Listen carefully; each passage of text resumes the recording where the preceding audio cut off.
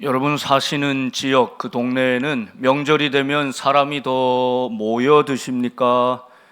평소와는 달리 다 빠져나가 썰렁해지십니까? 제가 사는 아파트는 평소보다 두세 배 되는 차량들이 와서 아주 그냥 복잡합니다. 그만큼 부모님 연령층에 있는 어르신들이 많이 거주하신다는 뜻이겠지요. 부모님이 계신 분들 때로 이 명절에 무슨 다른 일정을 잡고 여행도 잡고 해서 부모님, 멀리 계신 부모님 찾아뵙는 것이 때때로 좀 번거롭거나 한번 넘어갈까 하는 생각이 있을지 몰라도 찾아가 뵐 부모님이 계실 때 한 번이라도 더 찾아뵙고 사랑을 나눌 수 있기를, 그런 명절이 되기를 간절히 바랍니다. 저는 명절 되면 특별히 갈 곳 없어 홀로 지내는 분들, 외로운 분들 생각이 많이 납니다. 멀리 타국에서 고향을 두고 이곳에 한국에 이주해 와서 살고 있는 많은 다문화 가정의 분들, 우리 주변에 이제 굉장히 많아지셨지요. 또 이주민 노동자들 많이 계시고요. 가고 싶어도 갈 수 없는 고향, 북한을 떠나오신 분들도 계십니다. 그리고 먼저 사랑하는 가족들을 하나님 나라에 떠나보내고 외롭고 허전한 마음으로 지내는 분들도 있지요. 이 모든 분들에게도 이 명절에 우리 인생의 진정한 주인이신 우리 주님께서 함께 하신다, 위로해 주시고 또 은혜를 베풀어 주시기를 간절히 소망합니다. 올 한 해 저희는 희년을 맞아서 주의 은혜의 해라고 하는 표를 걸었습니다. 제가 새벽마다 앞에 보면 기도할 때 은혜라고 하는 큰 두 글자를 마주 대하게 되고요. 또 눈을 들어보면 주의 은혜의 해라고 하는 표가 큼지막하게 적혀 있습니다. 제가 기도할 때마다 하나님, 제게 은혜를 주십시오. 제가 은혜보다 주일 찬양할 때 여러분 유심히 보신 분은 아시겠지만 제가 은혜보다 앞에 서지 않습니다. 은혜 뒤에 섭니다. 하나님이 은혜로 지금까지 살아왔습니다. 이 은혜로 덮어주셔서 살았습니다. 이 은혜로 보호해 주셔서 살았습니다. 결코 은혜보다 앞서지 않고 은혜 뒤에 은혜에 이끌려 살아가는 삶이 되게 해 주십시오. 기도하고 있습니다. 저뿐만 아니라 우리 모든 성도들이 올 한 해 주의 은혜의 회복, 주의 은혜의 해가 되시기를 간절히 축복합니다. 오늘 27절 말씀에는 이제 2차 세계 전도 선교를 마치면서 이제 아볼로라고 하는 사람이 아가야에 가서 말씀을 전하는데, 그가 가매 은혜로 말미암아 믿은 자들에게 많은 유익을 주니, 이렇게 말씀합니다. 그리스도인이 누구냐? 제자가 누구냐? 바로 이 말씀이겠죠. 은혜로 말미암아 믿은 자들. 그럼 저와 여러분은 하나님의 은혜로 예수 그리스도를 믿게 되었습니다. 내 믿음이 아닙니다. 하나님의 자격 없는 자에게 주시는 하나님의 선물입니다. 그래서 그 선물인 은혜로 말미암아 예수님을 믿게 되었습니다. 이것이 우리 모두의 신앙의 고백이죠. 이제 우리는 어떤 삶을 살아야 하는가? 그리스도인으로 예수님의 제자로 그 은혜로 말미암아 믿게 된 우리는 이 은혜로 말미암아 다른 이들에게도 믿음을 전해줄 수 있는 은혜의 통로가 되어야 할 줄 믿습니다. 은혜의 통로로 붙들려서 쓰임받았던 사람들, 오늘 본문 말씀 가운데 세 부류의 사람이 등장합니다. 첫 번째는 지극히 평범한 우리와 같은 평신도, 브리스길라와 아굴라입니다. 이 브리스길라와 아굴라, 은혜로 말미암아 믿음의 길을 걷게 된 사람들이죠. 그들은 본래 이태리 로마에서 살았습니다. 당시 세계를 제패하던 수도입니다. 가장 국제적인 도시입니다. 거기서 잘 살다가 글라우디오 황제의 칙령으로 유대인들을 다 쫓아냅니다. 그래서 강제로 이주당해서 고린도라는 낯선 곳에 와서 정착하며 살고 있던 사람들, 그들이 브리스길라 아굴라 부부였습니다. 여러분, 나그네로 주변인으로 산다는 것은 참 서름도 많고 눈물도 많이 나는 쓸쓸하고 외로운 길 아니겠습니까? 고린도에 와서 그렇게 눈물 흘리며 외롭게, 그러나 먹고 살아야 하니까 생존을 위해 천막을 만드는 그 생업을 가지고 살던 이 부부가 인생의 가장 중요한 만남을 갖게 됩니다. 누구와 만나죠? 사도 바울과 만나게 됩니다. 예수님 아니죠. 바울을 만나지 않았으면 예수님 몰랐을 것입니다. 바울을 만났기에, 복음을 접했기에 예수님 은혜로 예수를 믿게 된 놀라운 역사가 일어난 것이지요. 여러분, 우리 인생에 누구를 만나느냐 가장 중요합니다. 저희 교회에도요, 보면은 깜짝 놀랄 만한 만남들이 있으시더라고요. 어떤 분은 벌써 이제 40대 중반이 되셨는데 어릴 때, 초등학교 때 선생님을 잘 만난 거예요. 그 선생님 만나서 학업도 잘 배우고 열심히 생활도 했지만 무엇보다 예수님을 그분을 통해서 만나게 된 거예요. 그래서 저에게, 목사님, 이분이 저의 선생님이에요, 이렇게 소개해주고 자랑스럽게 소개해주는, 얼마나 멋진 모습, 아름다운 모습인지 몰라요. 그 선생님도 제가 가르친 제자였어요. 얼마나 공부도 열심히 하고 잘 컸는지 몰라요. 뿌듯하고 자랑스러워 하시면서 말씀하시는 모습을 보게 됩니다. 학생이 선생님 한 명을 잘 만날 때 정말 인생이 달라지는 것 아니겠습니까? 여러분, 하나님은 우리의 만남을 주관하십니다. 하나님 안에서 정말 아름답고 복된 만남들을 풍성하게 맺어가시기를 축복합니다. 가장 우리의 인생을 힘들게 하는 것은 잘못된 만남 아니겠습니까? 만나지 말았어야 될 사람을 만나고 그것을 끊지 못해서 평생 속상하고 괴로워하는 안타까운 만남도 있는 것 아니겠습니까? 브리스길라 아굴라 부부는 바울을 만났습니다. 아름다운 만남, 하나님이 예비하신 만남, 복된 만남이었습니다. 그렇게 외로운 바울과 외로웠던 브리스길라 아굴라 부부가 전혀 낯선 고린도라는 곳에서 하나님의 은혜로 만나게 됐습니다. 만나고 봤더니 같은 일을 하는 거예요. 생업을 같이 했습니다. 그리고 생활을 함께 하였습니다. 많은 시간을 함께 보냈다는 뜻이죠. 구체적으로 그의 삶의 모든 문제를 함께 알고 있었다는 뜻이죠. 적어도 1년 6개월 이상 바울은 고린도에 머물면서 말씀을 가르쳤는데 이 말씀의 수혜자가 누구일까요?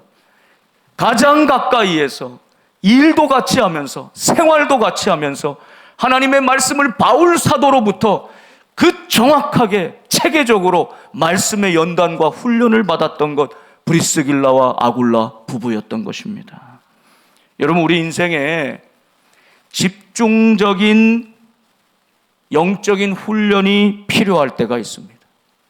오래 저는 별 큰 문제 없이 굴곡 없이 신앙생활 그냥 평탄하는 게 좋아요 하실 수 있는데 괜찮습니다. 좋습니다.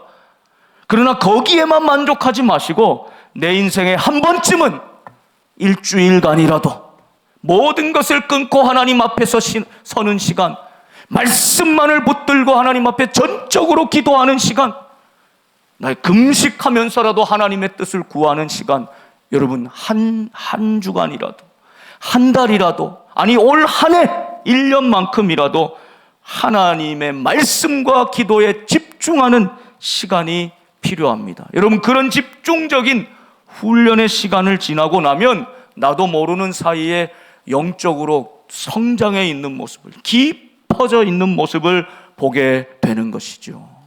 여러분, 한번 여러분의 신앙의 여정을 돌아보십시오. 내 신앙의 자라나고 성숙했을 때는 반드시 말씀의 은혜를 누리고 집중하였던 시간, 전적으로 부르짖고 기도했던 시간, 주님을 만났던 그 은혜의 시간이 있었을 것입니다. 올 한 해가 우리 사랑하는 성도들에게 한 분 한 분에게 은혜의 시간, 은혜의 해가 될 수 있기를 간절히 축복합니다. 브리스길라 아굴라는 이 은혜를 바울을 만나서 누렸던 것입니다. 깊이 경험했던 것입니다.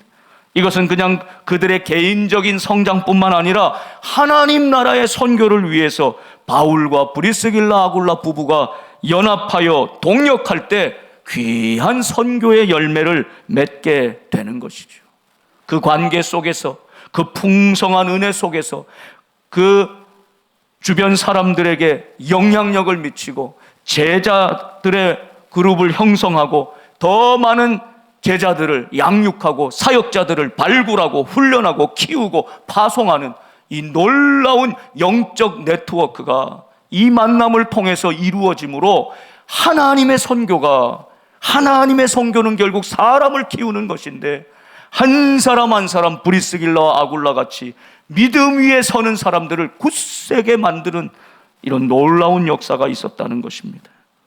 여러분, 성도의 만남은 그냥 우리 개인적으로 이롭고 유익한 것에서 그치는 것이 아니라, 형 누님 할 때만 좋은 것이 아니라 하나님이 우리와 함께 하셔서 하나님의 선교를, 하나님의 복음 전하는 일들을 함께 할 때 그 동력의 은혜와 기쁨이 더 충만해지는 만남들, 그런 관계가 되기를 소망합니다. 얼마나 바울과 브리스길라와의 주님 안에서의 사랑과 교제가 깊었는지를 보여주는 대목이 있습니다. 오늘 18절 말씀을 보면 바울은 여러 날 머물다가 형제들과 작별하고 배 타고 수리아로 떠나갑니다. 이제 고린도의 유대인들의 박해가 심해지고 이제 하나님의 뜻이 있어서 바울은 순종하고 그것을 떠났다는 것입니다. 바울은 늘 정착했다 떠났다를 반복하는 사람이었기 때문에 괜찮겠지만, 그 다음 보시면 브리스길라와 아굴라도 함께 하더라. 아주 짧게 한 문장으로 표현되어 있는데 이건 결코 낭만적인 장면이 아닙니다. 브리스길라 아굴라 입장에서 한번 생각해 보십시오. 이제 로마를 떠나서 겨우 고린도에 정착하고 살만해졌는데, 사업도 안정이 되고 삶의 모든 기반도 이제 다 갖추게 되었는데, 이 모든 것을 내려놓고 지금 완전히 다른 곳으로, 지금 어디로 가야 할지도 모르는 길을 바울과 함께 따라 나선 것입니다. 이 결정은 결코 쉬운 일이 아니었죠. 그래도 이 부부는 오늘 말씀해 보면 그래서 고민했더라, 망설였더라, 주저했더라, 이런 표현이 없어요. 아주 가볍게, 아주 쉽게, 아무렇지도 않게 바울과 함께 하더라. 여기에는 바울이 가는 곳에 주님이 인도하시는 길이라는 확신이 있었기 때문이죠. 우리 부부를 부르신다는 그 소명이 있었기 때문입니다. 그렇지 않다면 무엇에 기대를 걸고 소망을 가지고 이렇게 고린도를 떠나 정처 없이 바울을 따라 그저 나설 수가 있겠습니까? 베드로와 제자들이 폭풍을 만나 배에서 있을 때에 주님께서, 우리 사랑하는 주님께서 물 위로 걸어오시지요. 그리고 베드로가 주님을 향해 나에게 오라 하시면 가겠습니다. 주님이 베드로에게 나에게 오라, 나에게 오라 부르십니다. 그 말에 순종했을 때 베드로가 만약에 계산하고 판단하고 이것저것 따져봤으면 절대로 한 발도 내딛지 못합니다. 왜 그렇습니까? 그 주님이 계신 곳은 물 위였기 때문입니다. 그런데 주님이 거기 계시기에, 주님이 나를 부르시기에, 주님과 함께 하려고 하는 이 마음이 있었기에 베드로가 주님만 바라보고 주님께 시선을 고정할 때는 배 바깥으로 발을 옮기는 것입니다. 물 위로 성큼성큼 주님 계시기에 거기로 걸어가고 있는 것입니다. 자기도 모르는 사이에 주님과 함께하고 있는 자신의 모습, 물 위를 걷고 있는 자신의 모습을 보게 되는 것이죠. 그런데 베드로의 시선이 물결을 바라보고 바람을 바라볼 때 그만 무서움, 두려움 가운데 빠져들어가고 있죠. 주님, 나를 구원하소서. 주님이 손들어 다시 붙잡아 일으켜주지 않습니까? 믿음이 적은 자요, 왜 의심하느냐?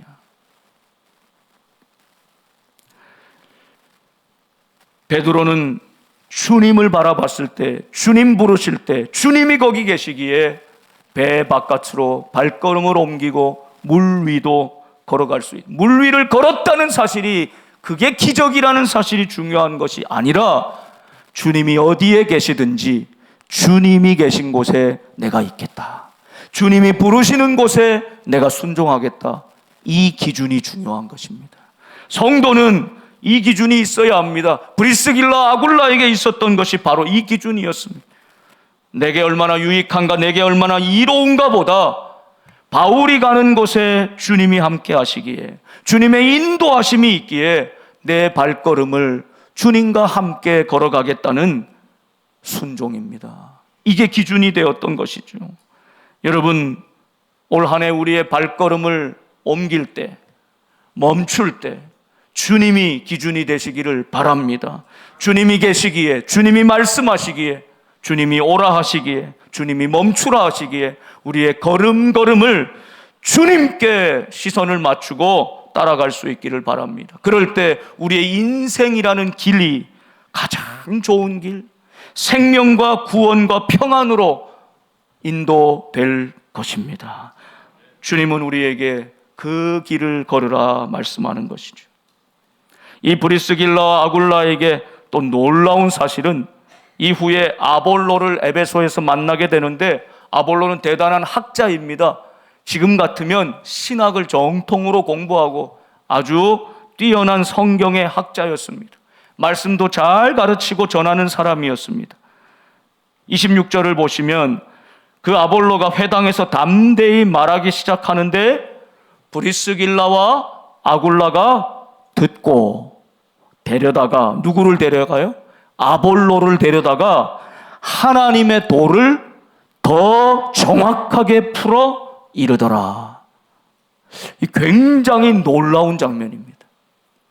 물론 이 초창기의 교회가 지금처럼 정교하게 직제가 발달하고 직분이 이렇게 있던 그게 정착된 시절이 아니기는 하지만, 그렇다 하더라도 지금 같으면 브리스길라 아굴라는 그냥 평신도 사역자입니다. 그냥 평신도예요. 그런데 아볼로는 어찌 보면 목사님, 교수, 선교사 같은 분입니다. 그런데 브리스길라와 아굴라가 아볼로를 불러다가 자신이 깨달은 하나님의 진리를 더 정확하게 풀어 가르쳐주고 권면하고 설명하고 있는 거예요. 놀라운 장면이죠. 이것은 사도 바울과 함께한 1년 6개월 이상의 시간이 축적된 결과입니다. 바울에게 배운, 직접 들은 그 하나님의 말씀, 복음과 자신의 삶을 연결해서 바울에게 집중된 말씀과 경건의 삶의 훈련을 받은 것, 이 열매가 오늘 이렇게 놀라운 모습으로 나타나고 있는 것입니다. 참 인상적인 장면이 아닐 수가 없어요. 저는 사랑하는 우리 복된 성도들이 세상의 잡다한 정보에 빠르고 민감하고, 사람들이 말하는 것에, 흔히 말하는 세상의 통념에 이렇다더라 저렇다더라 그런 말에 귀를 기울이고 그것으로 많은 정보와 지식을 축적하는 인생이 아니라, 그 사람의 말보다 하나님의 말씀에 귀 기울이는 인생이 될 수 있기를 바랍니다.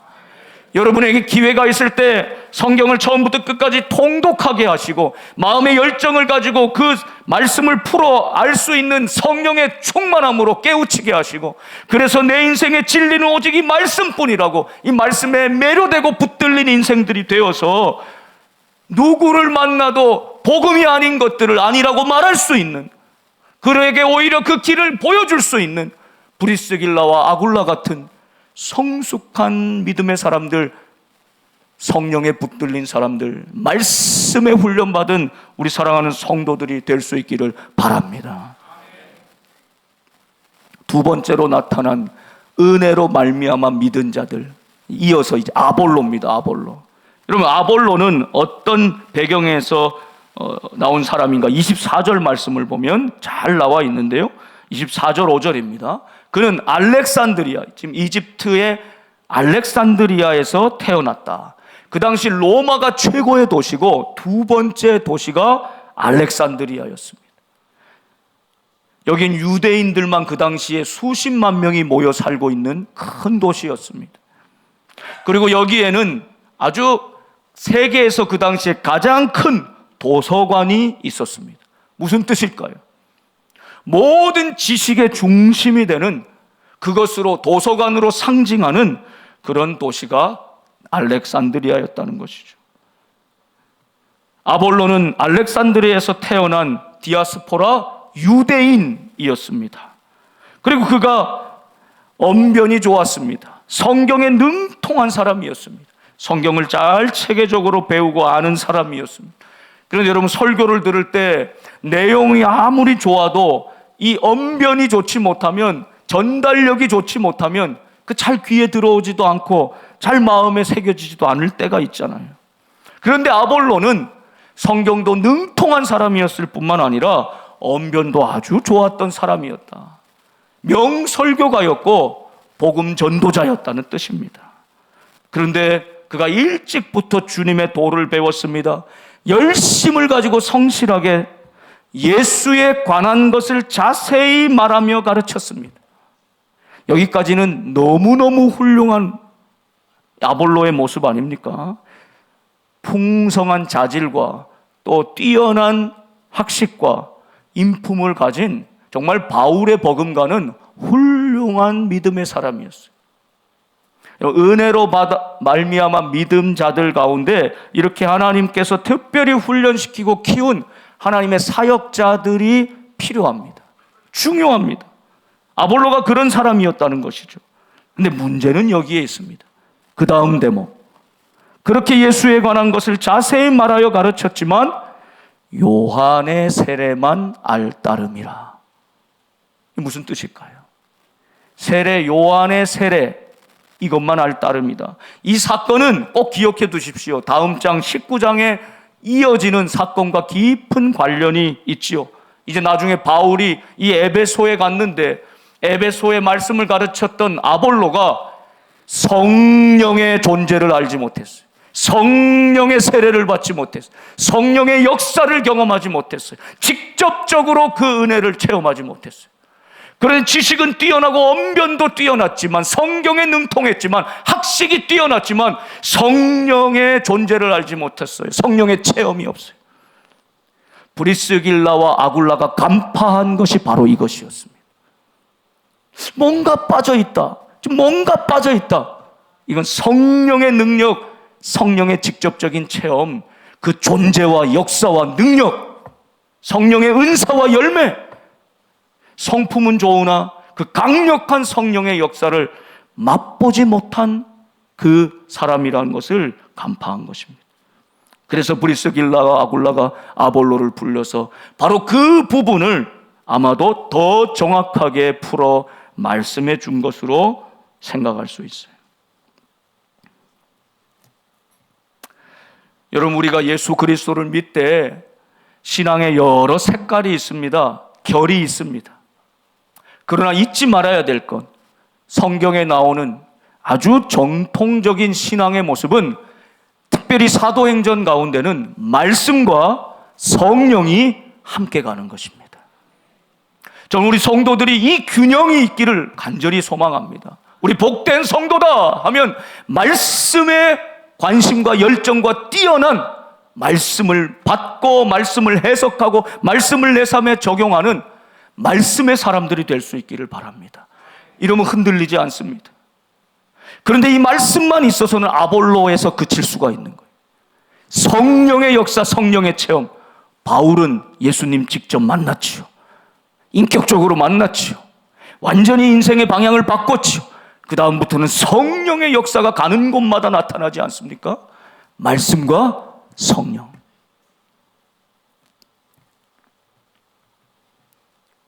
그런데 아볼로의 뛰어난 점은 무엇이냐면, 처음 보는 브리스길라, 아굴라, 나보다 배운 것도 못하고 그냥 평범한 사람들인데 그들이 이야기해주는 하나님 나라의 말씀을 겸손하게 들었다는 거예요. 여러분, 우리 같으면 그렇게 할까요?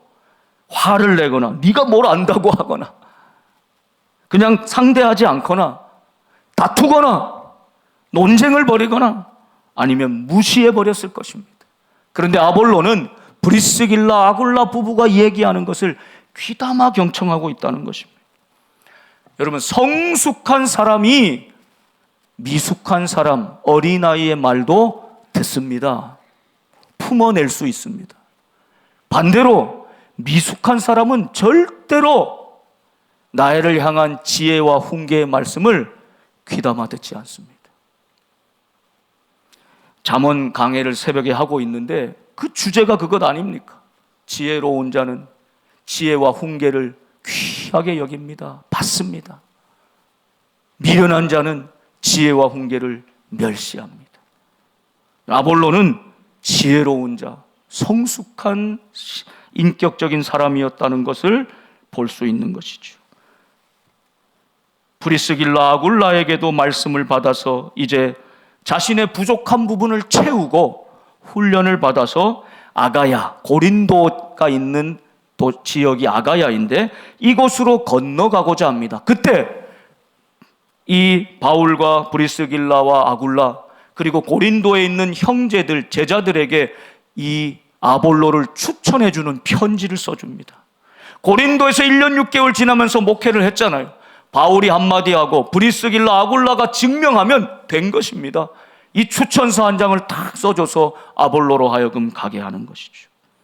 여러분, 여기 한 사람을 발굴하고 키우고 훈련시키고 파송하는 이 아름다운 모습들이 바울을 만나서 브리스길라, 아굴라가 성숙하고 연단되고요, 브리스길라, 아굴라를 만나서 아볼로가 부족한 부분을 채웁니다. 성령의 역사, 그 하나님의 예수에 관한 말씀이 아니라 그 예수님을 직접 만나고 체험하는 그 은혜를 깨닫게 되는 것입니다. 그렇게 아볼로가 아가야로 갔을 때 27절 하반절대로 그가 가매 은혜로 말미암아 믿은 자들에게 많은 유익을 주니. 할렐루야. 여러분, 우리 성도는, 예수님의 제자는, 그리스도인은 우리가 받은 은혜로 말미암아 다른 모든 이들에게 유익을 주는 사람이어야 합니다. 가장 큰 유익이 무엇입니까? 물질입니까? 명예입니까? 잠시의 지혜입니까? 이런 것들은 잠시 잠깐 필요한 것입니다. 그러나 결코 영원한 유익이 될 수는 없지요. 우리가 나눌 수 있는 최고의 유익, 영원한 유익은 예수 그리스도를 믿는 믿음이지요. 예수 그리스도, 그분을 전하는 삶입니다. 여러분은 이 명절을 통해서 얼마나 많은 가족들, 친척들 만나게 되십니까? 만나기 전에 기도하십시오. 그리고 마음에 굳게 결단하십시오. 오늘 브리스길라, 아굴라처럼, 아볼로처럼, 바울처럼 내가 은혜 받은 자로, 은혜로 말미암아 믿게 된 자로 내가 만나는 모든 이들에게 하나님 나를 은혜의 통로로 사용해 주십시오. 옆에 분들에게 보시면서 이렇게 한번 축복하시기 바랍니다. 당신은 은혜의 통로입니다. 당신은 은혜의 통로입니다. 당신은 은혜의 통로입니다. 이 명절 때 만나는 모든 분들에게 유익을 주는 삶이 되어야 합니다. 예수 그리스도, 그분을 전하는 삶입니다. 지혜롭게 이 일을 잘 감당할 수 있는 은혜의 명절이 될 수 있기를 바랍니다.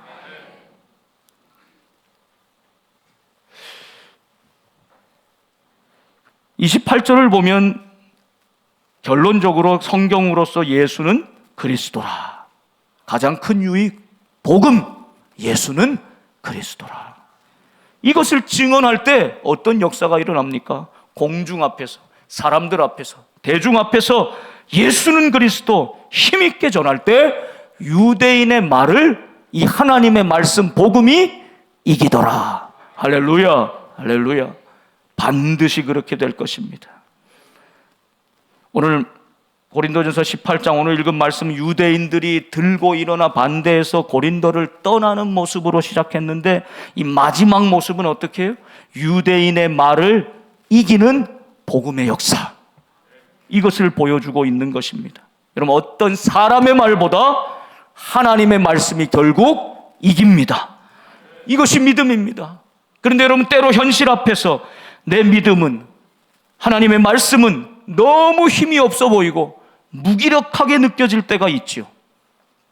질병이 나를 이기는 것 같고, 고난이 나를 삼켜버리는 것 같고, 물질이 나를 압도하는 것 같아도, 그러나 반드시 마침내 하나님의 말씀이 유대인의 말을 이기미로라.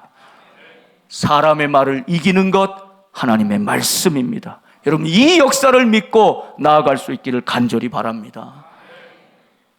마지막으로 살펴볼 은혜로 말미암아 믿은 자들, 그리고 그 은혜로 말미암아 다른 이들에게 유익을 주고 믿게 한 사람들, 최고봉은 바울이죠. 이런 바울은 18절 말씀해 보면 고린도 형제들과 아주 요즘 말로 하면 쿨하게 작별합니다. 가장 오랫동안 지금까지 머물렀던 지역이에요. 그런데 하나님이 떠나라 하셨지요. 그러니까 그 형제들과 작별합니다. 하나님의 말씀이 기준입니다. 하나님의 부르심이 기준입니다. 그 즉시 떠나서 배 타고 수리아로 떠나갈 때 브리스길라 아굴라가 함께 와서 동역하고 동행합니다. 큰 힘과 위로가 되었겠죠. 그런데 여기 이 18절 하반절에 보면 바울이 일찍이 서원이 있었으므로 겐그레아에서 머리를 깎았더라. 여긴 좀 설명이 필요한데요. 일찍이 서원을 했다는 것과 머리를 깎았다라고 하는 사건이 연관되어 있는 것이죠. 바울은 어느 곳을 가든지 이방인의 집에도 서스럼 없이 들어갔지만 유대인의 회당에 항상 먼저 갔죠. 이것이 바울의 선교의 원칙이었습니다. 그는 뼛속 깊이 유대인의 경건의 생활을 하나님 앞에 실천했던 사람입니다. 그게 바로 이 말씀을 통해서 나타나게 되는 것이죠. 민수기 6장 13절 이하에 보면 이렇게 말씀하고 있습니다. 나실인의 법은 이러하니라. 자기의 몸을 구별한 날이 차면, 여러분, 나실인은 평생 서원하기도 하고 서원하는 날짜가 정해져 있기도 해요. 그래서 그 기한이 끝나고 차면 그 사람이 회막문 앞에 나와 하나님 앞에 헌물하고 제사를 드립니다. 그리고 나서 하는 것이 뭐냐? 18절 보면 자기의 몸을 구별한 나실인은 회막문에서 자기의 머리털을 밀고, 여러분, 나실인이 되어 있는 동안에는 독주나 포도주를 마시면 안 되죠. 머리에 삭도를 대지 않았습니다. 삼손이 그랬죠. 시체를 가까이 하지 않았습니다. 그렇게 해서 거룩하게 자신을 지켰던 겁니다. 철저하게. 그것이 끝나면 근데 그 표로 어떻게 했다는 거예요? 하나님 앞에 제사 드리고 머리를 밀었다는 거예요. 자, 아마도 바울이 하나님 앞에 이 나실인의 서약을 일정 기간 한 것 같아요. 그것이 끝났을 때 겐그레아라는 곳에서 그 서원이 끝나고 하나님께 제사를 드리고 자신의 머리를 깎았다. 굉장히 충실하게 유대인의 이 나실인의 법규를 잘 지키고 있는 이 바울의 모습을 볼 수 있는 것입니다. 그러니까 바울은 이방인에게는 이방인의 모습으로, 유대인에게는 유대인의 모습으로 하나님 앞에서 그 법을 잘 지키며 살았던 사람임을 알 수가 있는 것이죠. 또 한 가지 바울에게서 우리가 배울 수 있는 것이 있어요. 자, 에베소에 도착했습니다. 거기 회당에 들어갔습니다. 또 똑같이 루틴대로, 하던 대로, 원칙대로 회당에 들어가 유대인들과 변론했습니다. 그러니 어떤 사람들이 와서 20절 말씀에 더 오래 좀 머물러 주십시오, 더 오래 여기 좀 계셔 주십시오 청하였다는 것입니다. 그런데 바울은 어떻게 해요? 허락하지 아니하였다, 거절했다는 것입니다. 그러면서 21절에 또 작별하면서 말하고 있습니다. 만일 하나님의 뜻이면 너희에게 돌아오리라. 그리고 배를 타고 떠났다는 거예요. 여러분 같이 한번 해보실까요? 만일 하나님의 뜻이면, 여러분 이 말씀을 마음에 새기십시오. 여러분 우리의 모든 선택의 기준은 바로 이것이어야 합니다. 하나님의 뜻이면. 여러분 우린 대체로 사람들의 뜻에 따라갈 때가 많습니다. 여러분 다른 사람은 몰라도 나에게 잘해주면 그게 좋은 사람이죠. 나에게 알아주고 나를 알아주고 내가 말하고 내가 청하는 거 들어주면 그 좋은 사람이. 우리 이런 생각을 갖기 쉽습니다. 그 굉장히 세속적인 기준인 거죠. 그러나 그리스도인이 볼 때 정말 좋은 관계는 무엇이냐? 하나님이 뜻하는 것, 하나님이 원하시는 대로 살아가는 것입니다. 그게 기준이어야 됩니다. 우리에게 좋은 것, 때로는 사람에게 하나님이 하지 마라 하면 사람이 아무리 요청하고 원해도 하지 않아야 합니다. 이것이 하나님의 뜻이기 때문입니다.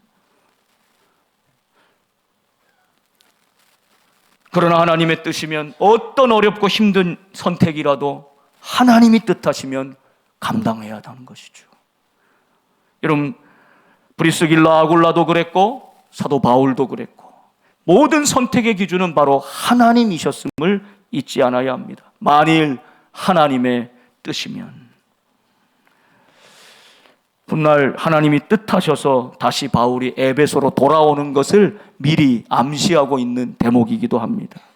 그 모든 시간과 모든 일정은 하나님께 맞춰져 있었다는 것입니다. 지금 사람들이 계셔주세요 할 때 있었으면 되는데 그건 단호하게 거절을 하고 떠나면서 만일 하나님이 뜻하시면 돌아오리라. 하나님 뜻하시니 나중에 돌아와서 다시 만나게 되는 것이죠. 하나님의 시간표, 하나님의 뜻에 초점이 맞춰진 인생 바울이었던 것입니다. 여러분 이런 우리 모든 선택의 기준이 하나님의 뜻 되시기를 바랍니다. 하나님이 뜻대로 하지 않은 선택은 후회할 수밖에 없습니다.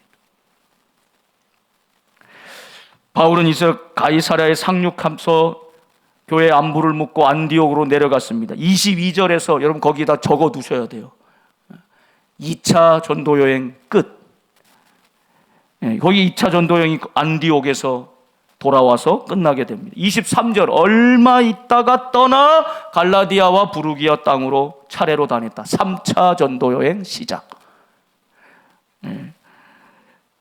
22절과 23절에 상당한 시간이 있었음을 알 수 있는 것이죠. 그럼 지도를 한번 잠깐 보여드리겠습니다. 오늘 바울이 거쳤던 행로를 한번 쭉 보시면서 다시 한번 정리하실 수 있기를 바랍니다. 위에 아덴에서부터 고린도로 내려왔지요. 1년 6개월 이상을 거주하고 특별히 브리스길라 아굴라는 특별 제자 훈련을 받게 되는 것이죠. 얼마나 그 은혜가 컸든지 이제 바울 따라가는 것이 하나님 따라가는 것이다 동역하고 동행합니다. 갱그레아에 내려왔죠. 거기서 머리를 깎았습니다. 나시린의 서원을 법대로 지켰습니다. 그리고 거기서 에베소로 배 타고 넘어간 것입니다. 그 에베소에서 누굴 만났어요? 아볼로를 만나죠. 그 아볼로는 에베소에서 다시 아가야 지역 고린도로 교환처럼 옮겨가게 됩니다. 그때 추천서를 써주게 된 거죠. 그리고 에베소에 있던 바울 일행은 가이사랴를 거쳐서 예루살렘 교회의 동향과 이야기를 다 듣고 다시 베이스 캠프인 출발했던 곳인 안디옥으로 돌아오게 됩니다. 여기까지가 2차 전도여행. 그리고 여기서 얼마 있다가 숨을 돌리고 쉼을 얻고 다시 힘을 얻어 재충전해서 3차 전도여행을 시작하는데 어디로 갔어요? 큰 지역의 이름입니다. 갈라디아, 부르기아. 이 지역을 두루 살피면서 무엇을 했을까요? 1차 전도여행 때 세워놨던 교회들 어떻게 됐을까? 성도들 믿음 안에 굳게 서 있을까? 신앙에 어려움은 없었을까? 문제는 생기지 않았을까? 말씀 생활, 기도 생활 계속 잘하고 있을까? 살펴보면서 거기에 모든 제자들을 더 굳게 세우니라.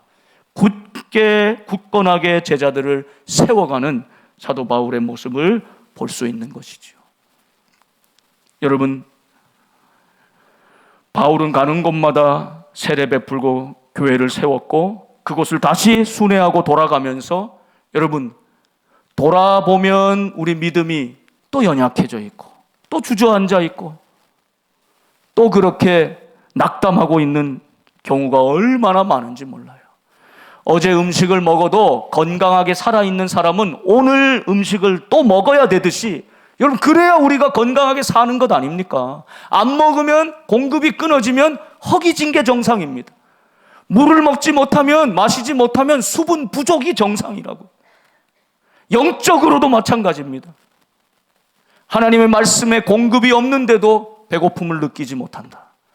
하나님의 영적인 수분을 공급해주고 지지 않았는데도 갈증을 느끼지 못한다. 이건 영적으로 우리가 완전히 메말라 버린 것입니다.